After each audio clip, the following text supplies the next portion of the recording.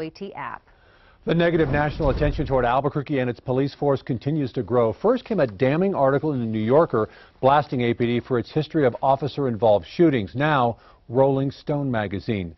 The news story talks about how, out of all the shootings involving Albuquerque police in recent years, only one has led to criminal charges against officers. Action 7 News reporter Laura Train got reaction from the DA, Carrie Brandenburg. For anyone who knows and loves Albuquerque, articles like this one in Rolling Stone magazine really sting. Its title, When Cops Break Bad Inside a Police Force Gone Wild. It's embarrassing. I think we have a lot of wonderful things going for us in the city, and it doesn't talk about any of those things. What it does talk about is District Attorney Carrie Brandenburg's track record.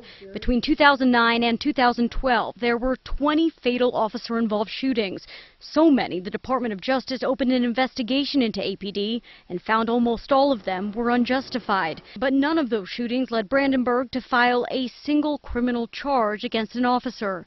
And I think that readers nationwide are going to be wondering why not.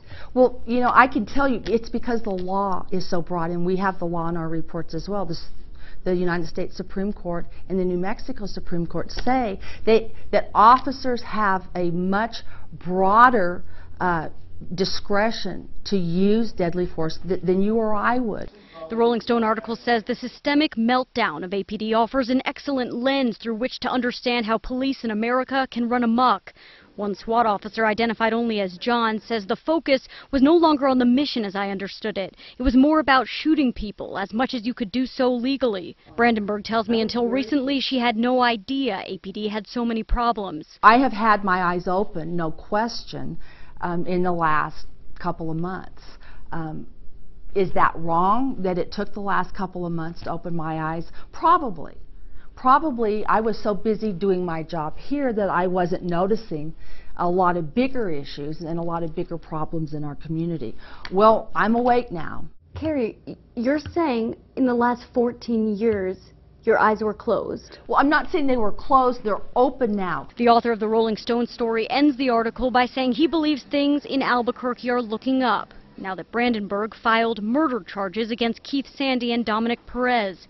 They're the APD officers accused of shooting and killing James Boyd in the foothills last year.